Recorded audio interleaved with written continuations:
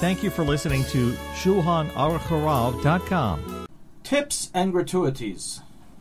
Is one halachically obligated to leave a tip, service charge, service fee, gratuity fee upon receiving a service for which he paid? While it is customary in many countries and societies to leave a tip for the service provider, in addition to the price paid for the product one requested, in certain types of services, such as in a restaurant to a waiter or a waitress, a cab driver, a bartender, a mover, etc., the question is asked, am I halachically obligated to do so? Or is it left to my discretion? What if I don't feel the service deserves the tip, low quality, or I simply don't have the money to afford right now to pay also for the tip? Or, I'm a principal man, you get paid your salary, why should I give you a tip? I already paid you for your service. Different situations and attitudes may lead a person to not want to leave a tip, and the halachic question is asked, may he choose to do so, or is leaving a tip a halachic obligation? And hence irrelevant of how one feels or the reasons why he doesn't want to give it, he would have to give a tip just like he would have to pay for the actual product. So we have a general rule in Dinei Maminis, monetary laws, in Judaism, and that is Kol T'nai Sheb'Mamin Kayim. All conditions and stipulations made regarding monetary transactions are valid and binding. So obviously, if it's prearranged, predetermined, pre-stipulated that a certain service is provided on condition that in addition to the payment for the product, one also gives a tip to the service provider, then obviously one must do so. And that was the condition of the service.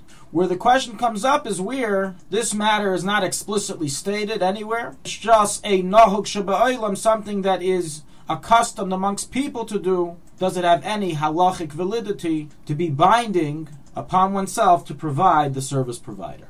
So this enters into a second major rule in Dinei Maminis, and that is holchin achar minhag hamedina.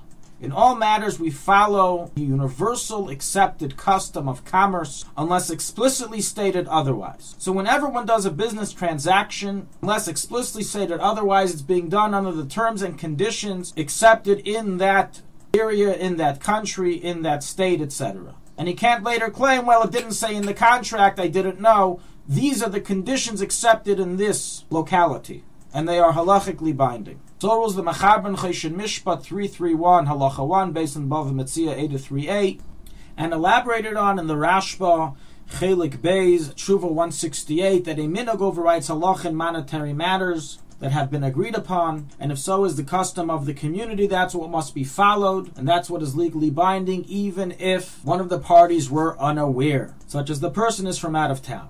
Now that we have the halachic information regarding the rules of commerce, we have to now analyze what is the status quo of tips and gratuities, and are they considered an inherent condition of payment based on the custom or not.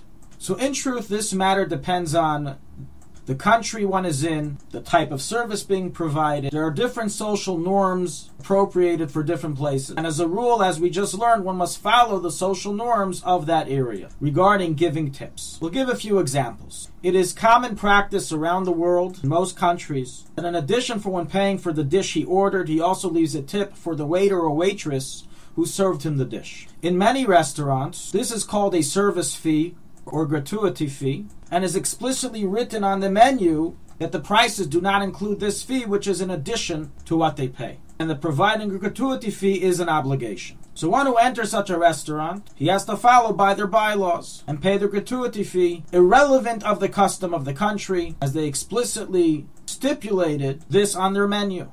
There is one exception to this rule, and that is in the country of Israel. In Israel, there is a law that prohibits a seller to add fees or prices to the listed fee, the listed price of a product. Therefore, under Israeli law, even if they write on the bottom, this does not include gratuity fees, which you must pay as well, only have to pay the listed price for the food. Now let's move on to the second case. Nothing was explicitly said or written.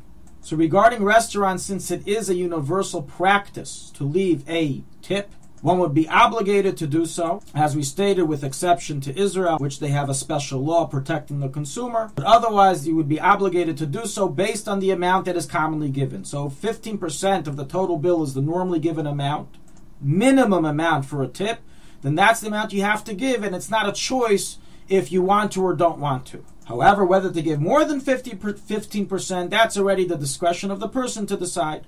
And the same would apply to all other types of tips, whether it's to a cab driver, a mover, someone who helps you with the bags at the airport. Anything that has become a universal custom, you have to give the tip for the service. You can't excuse yourself due to different reasons. The only exception is in a case that it's not universally accepted, or the universal practice is to give you the discretion of whether to choose to leave a tip or not, or you explicitly told the service provider, listen, I may not leave you a tip, before he provided the service. And those were the conditions of service accepted. Nonetheless, even outside of the halachic obligations that apply when pre-stipulated or universal practiced, one should always take in mind the concept of derech eretz and not to cause a chilul Hashem when choosing not to give a tip when he has the halachic right to do so. Thank you for listening to Shulchanaruchharav.com.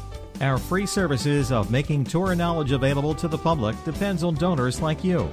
Please help us continue our work through making even a small contribution at Shulchanaruchharav.com under the Daily Halacha Dedication section or in the subscription page.